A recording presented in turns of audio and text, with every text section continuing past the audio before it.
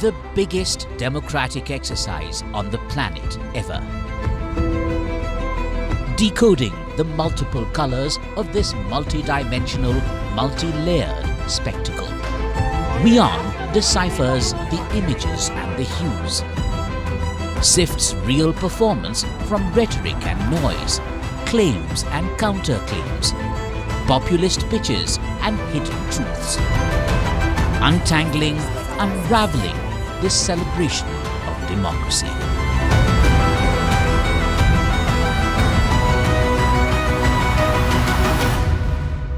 WION, India's global voice, the channel that brings you the biggest stories from across the world through India's lens. Now available in more than 190 countries worldwide. Because we believe that the world is one. Watch us in Africa, Europe, USA and Canada, South America, Asia Pacific, Middle East and North African regions. Also available on these digital platforms across the world. WION, World is One.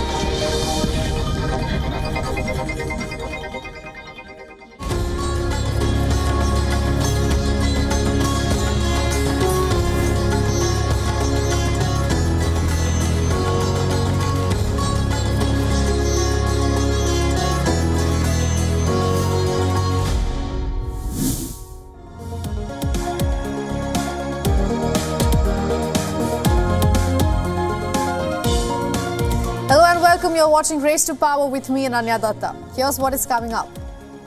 In the United Kingdom, another Tory member has defected to Labour. Very well telling us the mood in the country.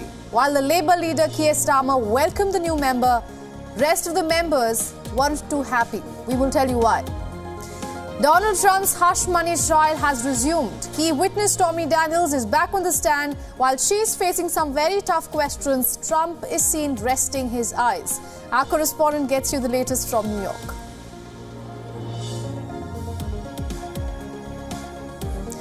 There's just no end in sight to the Tories' troubles in the United Kingdom. In the latest, a second lawmaker has now defected to the opposition camp. This time, it was Natalie Elpick. She represents the Dover constituency.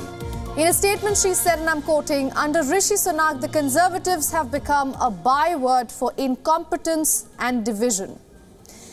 Labour leader Keir Starmer took the opportunity to question the current government's credibility.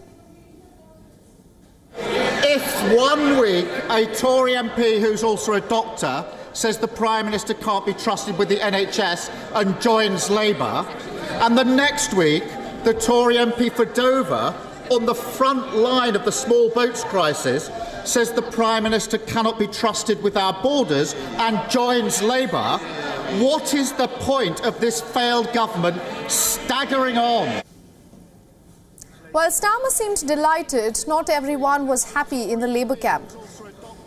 To many, it was a surprise because Elpick is seen as one of the most right-wing leaders the UK has to offer. She has criticised the party for grabbing more in taxes and not being quote-unquote serious about stopping small boat crossings. But today, as she sits on the Labour side, it will be interesting to see how she jointly works with members she has vehemently criticised in the past. Rishi Sunak has been brave with the defeat in the local elections. We spoke earlier about he spoke about a hung parliament. Now Sunak thinks local elections will have no bearing on general elections, only policies do.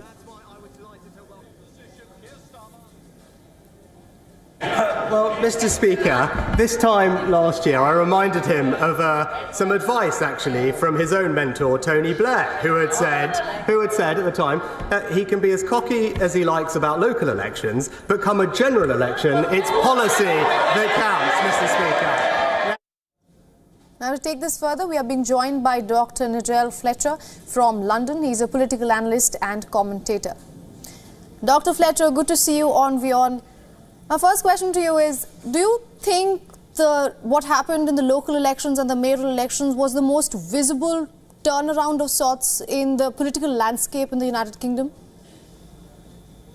Well, the results from the elections at the weekend was really confirmation of what we've been seeing in the opinion polls, which is that the Labour Party are very far ahead of the Conservative Party, and on the projections that we're seeing from the kind of swings that they're getting in those elections, it does set the Labour Party on course for winning that general election. There was some controversy over the claim that you mentioned just then by Rishi Sunak that it might point to a hung parliament. There are some reasons why the local election results aren't directly comparable with the potential general election result. And since the weekend, we've now seen another poll showing Labour even further ahead, the Conservative Party falling even further in their opinion poll rating, and the Labour Party now 30 points ahead of them. It's quite an extraordinary picture. So I think that the local elections were, by any measure, disastrous for the Conservative Party. They saw that their vote share massively reduced. They were overtaken by the Liberal Democrats, who beat them into third place. They lost a parliamentary by-election. They lost their mayor of the West Midlands. All sorts of results that just showed a huge swing against the Conservative Party. So all of the signs pointing to a massive defeat by the Labour Party of the Conservatives at the next election. All right, Dr. Fletcher, thank you so much for getting us all those insights.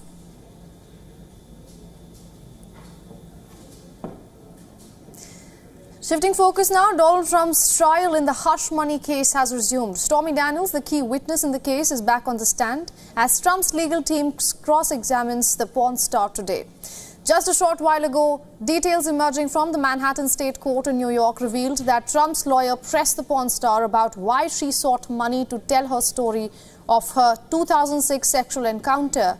To the question, Stormy Daniels replied that she agreed to be paid to enter into a non-disclosure agreement, also known as NDA, rather than tell her story, not because of the payout, but because of safety concerns for herself and her family. As we keep tracking the developments in the trial, let's break down what has happened so far. In the first of 4 criminal cases against Donald Trump that has actually begun trial before US presidential elections on November 5th. Daniels took the stand on Tuesday, where she explained in graphic details the nature of her sexual encounter with Donald Trump. Before the day ended, the Republican leader's legal team had already begun questioning her, while also accusing the porn star of counting on Trump's conviction so that she won't have to pay the former president a sum of money that she allegedly owes him for another case. While Daniels may be the star witness in this case, another key witness had also taken the stand earlier. Trump's former lawyer and friend turned foe, Michael Cohen. Who is Cohen and why is he important to the hush money trial? We will tell you. Once the Republican leader's close aide, Michael Cohen, is at the epicenter of the charges against Trump, and that accuses the former US president of falsifying business records. Cohen made the hush money payment of over $130,000 to Stormy Daniels, as he claims, which is the transaction that is at the core of this case. Trump is accused of asking Cohen to front the payment to the porn star in return for her silence on an affair that the leader had with her in the year 2006. The former president is accused of then paying back the money to his then lawyer in installments, disguising them as legal payments. In his testimony at the ongoing trial, Cohen claimed that he paid the money out of loyalty to Donald Trump and to protect his own family. He also revealed discussing the payment with Trump, who reimbursed him for the money. The trial, which is expected to end in a few weeks, has the potential to impact Donald Trump's presidential bid as he eyes a second term in the White House. Of the 4 criminal cases against the Republican leader, the hush money trial is the only case that will probably conclude before the November elections. At the moment, there is no clarity on the timeline for the other 3 cases against Trump.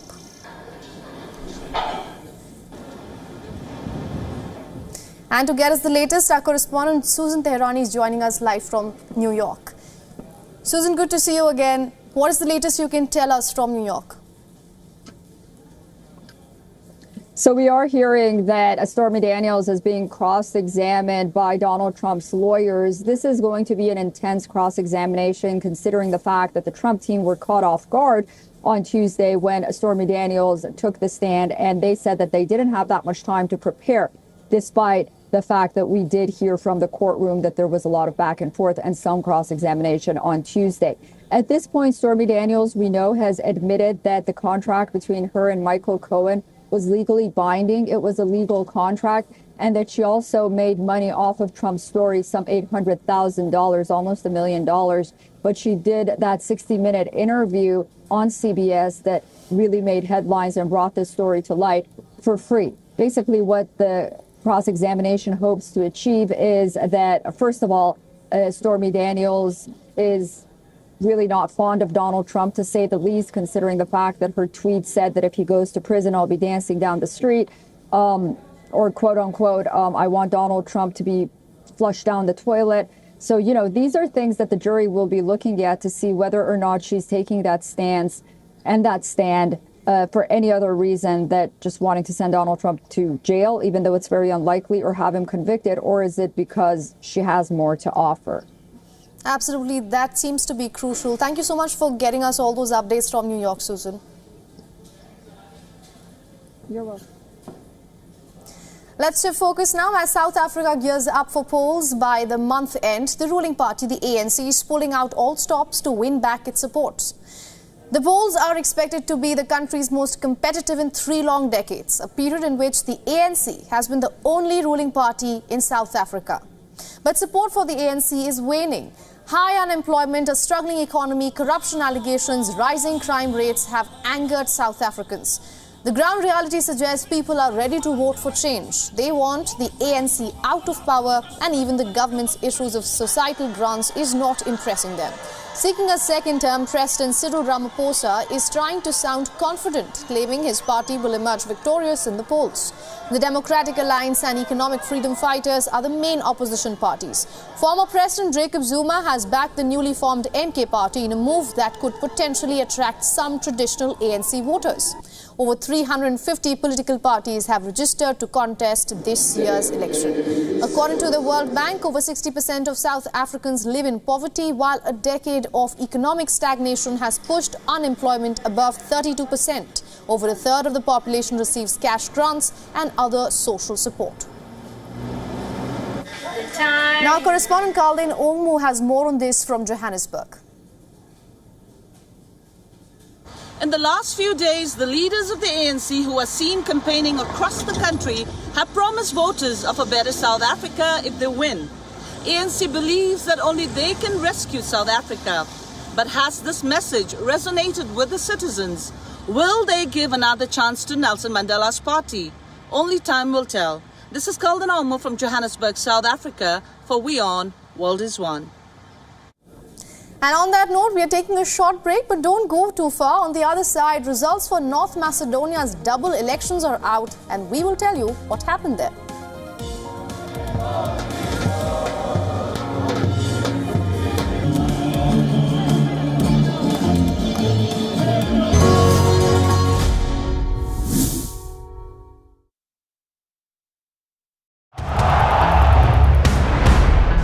Everyone loves a contest.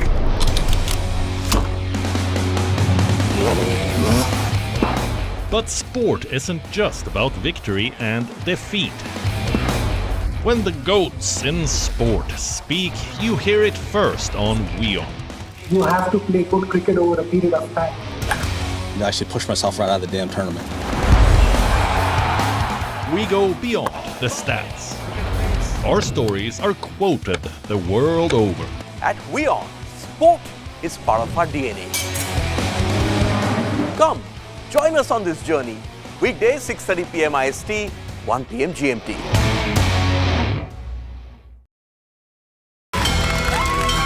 From the bustling trading floors of Wall Street to the vibrant exchanges of Asian stock markets, WION breaks it down for you to make sense of what's happening, as we reveal the key factors behind events, strategic battles, and the game-changing business decisions that shape the world. We bring you all of this and more on World Business Watch.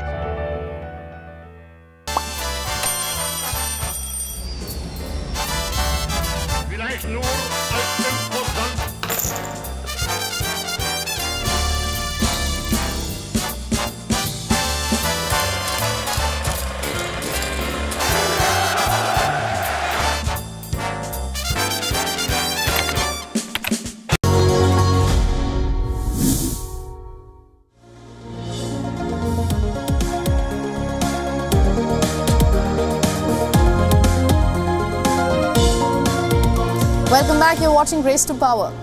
Now, results for North Macedonia's double elections are out. The right-wing opposition, WION DPMNE, has swept both the parliamentary and presidential elections. The mandate also marks the first time North Macedonia has elected its first female head of state.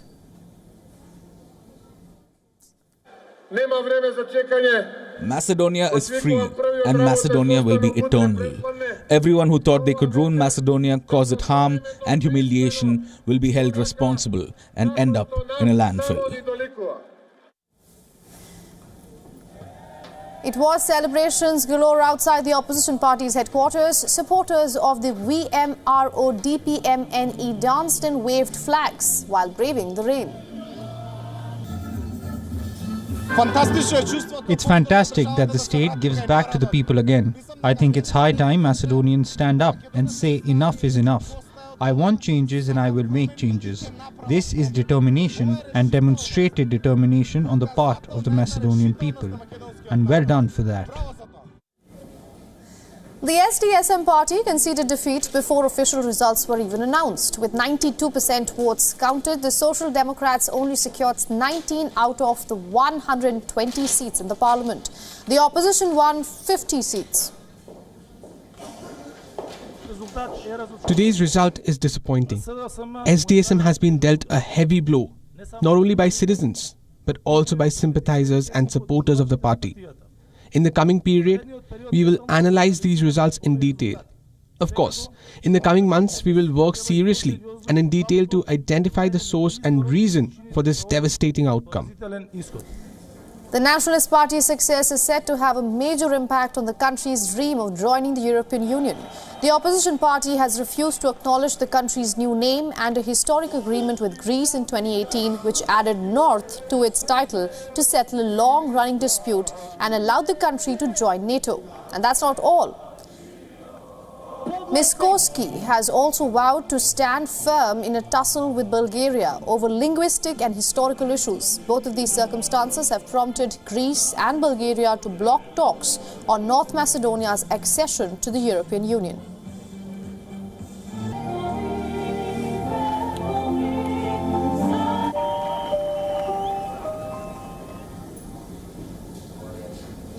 Now, in other news, trouble is brewing for Colombia's president. While Gustavo Petro may have won the presidential elections in 2022, his campaigning has come under the scanner for alleged spending and financing violations. And now, authorities are pushing for an investigation. Our next report getting you more. ¿Por qué dos entes pertenecientes a un ente administrativo? Two entities belonging to an administrative body have said that they're bringing charges against the president. Eso es profundamente inconstitucional. It is deeply unconstitutional and the beginning of a coup d'etat in Colombia. En Colombia, punto. Y aquí lo que hoy anunciaron, como tocando una campana inicial. They have announced today that 11.5 million Colombians will lose their political rights, not because a criminal judge has ruled out that they are criminals, but because that is what Colombian oligarchy and the corrupt regime have decided. They want to determine, as they have done in so many countries in Latin America, Quieren determinar, como lo han hecho en tantos países de América Latina, that the President of the Republic, despite being elected by the people of Colombia, has to stop being president because 4 or 5 corrupt political vagabonds decided it.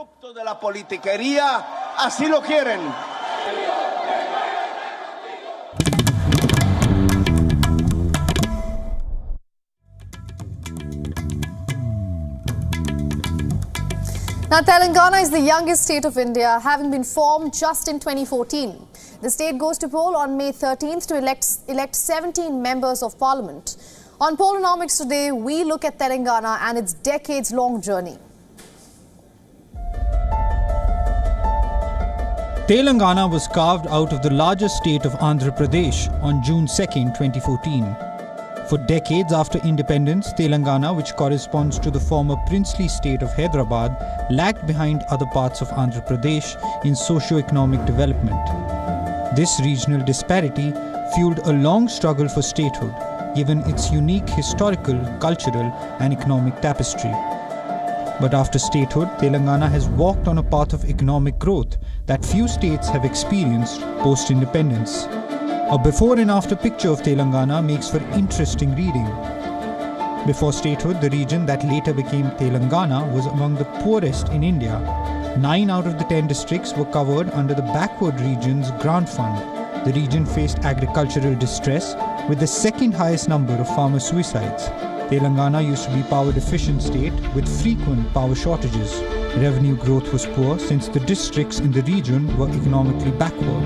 This meant Telangana grew at least 1.3 percentage points slower than the rest of India. Things, however, changed dramatically after the statehood. The newly formed state began growing at least 2 percentage points faster than the national average, while India's economy grew by 118.2% between 2015 and 2023. Telangana grew by a whopping 155%. It is now the most equitable state in India, with its per capita income bypassing the national average. From negative growth, farming and allied activities has risen by over 16 percentage points in the last decade. With a strong industry and services sector, Telangana now occupies the second position in India's Innovation Index. With such all-round development, state's revenue has expanded by 265% between 2014 and 2023. But several challenges remain. The state still is largely dependent on Hyderabad, its capital and economic powerhouse. Telangana faces a massive debt crisis with a 9-fold increase in the debt burden since 2014. Despite impressive economic numbers, it fares poorly in various social indicators. As the youngest state, Telangana has the opportunity to become a model state, not just for India, but for the world. With a report, WION World is One. Let's take a look at some other stories making headlines across the globe. Political drama ensues in India's northern state of Haryana as the opposition demands a floor test for the BJP-led state government. Jananayak Janata Party leader Dushyant Chautala has written to the Haryana governor demanding a floor test to determine whether the government has a majority. The demand comes 2 days after 3 independent MLAs withdrew their support to the ruling BJP. The move has put Haryana state government 2 leaders short of a clear majority. A floor test, also called a trust vote, held in legislative bodies to determine if the government still retains the confidence of the House. The Election Commission of India has announced re-polling at a polling station in India's Gujarat state after allegations of booth capturing during the 3rd phase. The announcement comes after a viral video surfaced online showing Vijay Babur, son of a local BJP leader, attempting to capture a polling booth and engage in fraudulent voting.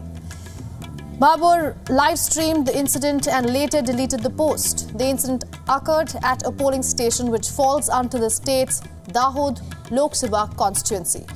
The poll body has scheduled the re-polling for the 11th of May. Croatia's ruling party, the HDZ, has reached a deal to form a coalition government with a far-right party. Prime Minister Andrej Plenković announced the decision, which comes after parliamentary elections were held in April. It took 3 weeks of negotiations for the conservative HDZ to agree to a ruling coalition with the Homeland Movement. HDZ won 61 seats in the 151-seat assembly, while the Homeland Movement secured 14 seats. The new coalition now needs 76 votes to win parliamentary approval.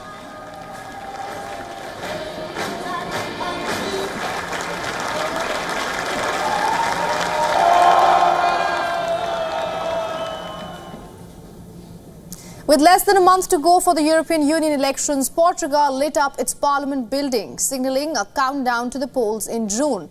The day also coincides with an annual Europe Day celebration that commemorates a unified European Union. We leave you with these visuals. Thanks for watching Race to Power with me.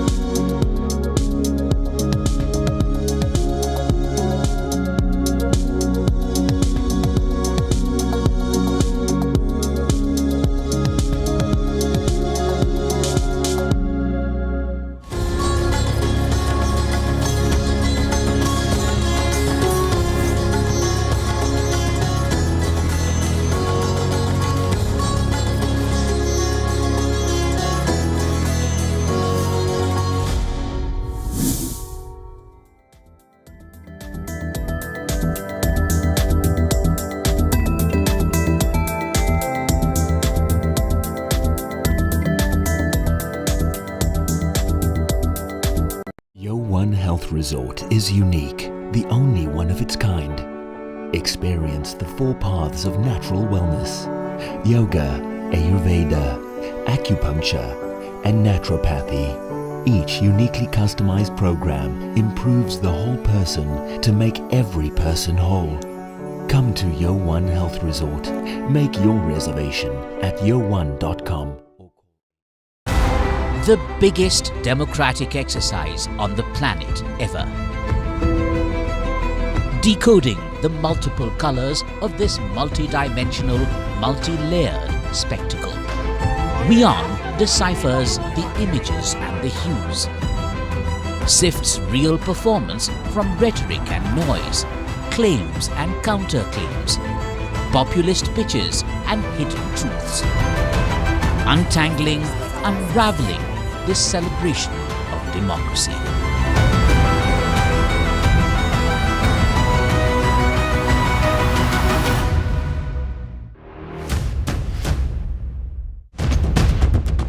Economic turmoil and global unrest have cast a shadow over President Joe Biden's approval ratings. The rockets are continuing to be fired by Hamas in Gaza, although at a slower rate than previously. So, right now, we are with the volunteers from the Aleppo municipality. They are still trying to go to the rescue for the people they can find out. India has emerged as a major diplomatic force at the world stage. The rising cost of living in Nigeria continues to impact citizens from all walks of life. The citizens of Gujarat witnessed a mega roadshow here in the city of Ahmedabad. China is South Africa's largest trading partner for 134 years straight. A domestic aircraft carrying 72 people on board crashed in Pokhara city in central Nepal. 165 injuries have been moved, 61 people are confirmed dead, and rescue operations continue around me. After receiving an entire season's rainfall in a span of 48 hours, Chennai city has literally been brought to its knees. South Africa, for WION, World is One.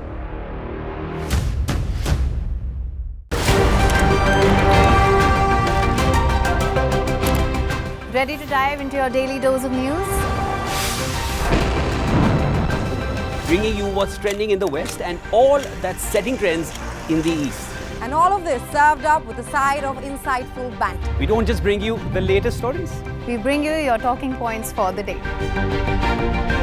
And while you do that, from the busy streets of New York, I will provide you with deeper insights on the developments through the course of the day in the U.S.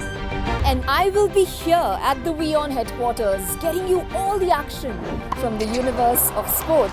All that you need to know about your favorite teams and players, right here. The show that keeps you ahead of the global curve. A conversation you'd want to be a part of. A place where news becomes an engaging exchange. We bring you stories that impact your present. This is World DNA. Join the conversation.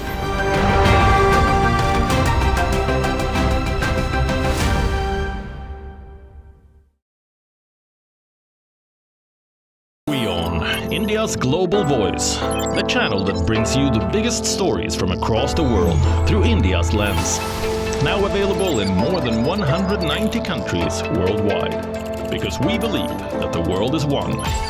Watch us in Africa, Europe, USA and Canada, South America, Asia Pacific, Middle East and North African regions. Also available on these digital platforms across the world. WION, World is One. The biggest democratic exercise on the planet ever. Decoding the multiple colors of this multi-dimensional, multi-layered spectacle. WION deciphers the images and the hues. Sifts real performance from rhetoric and noise, claims and counterclaims, populist pitches and hidden truths. Untangling, unraveling this celebration of democracy.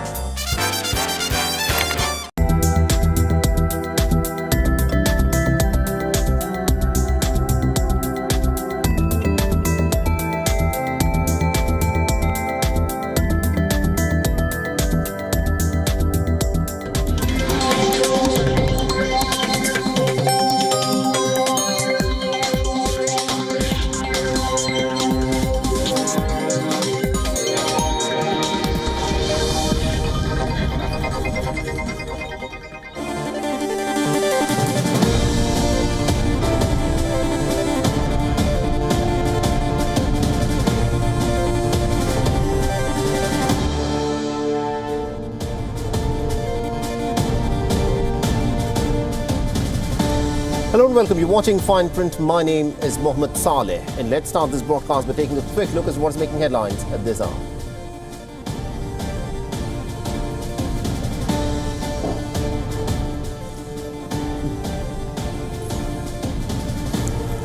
The United Kingdom says that the government does not have a supply of weapons to give to State of Israel, asserting that London does not support an assault on Rafah unless there is a very clear plan on how to protect the civilian Palestinians.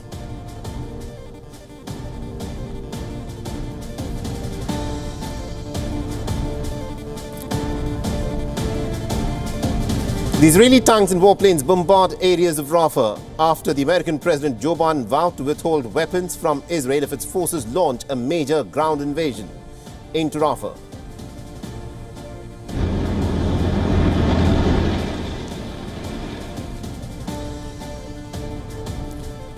The Ukrainian President Volodymyr Zelensky has said that Ukraine could stop the Russian forces advancing in the east if the allied nations increase the supply of weapons to Ukraine.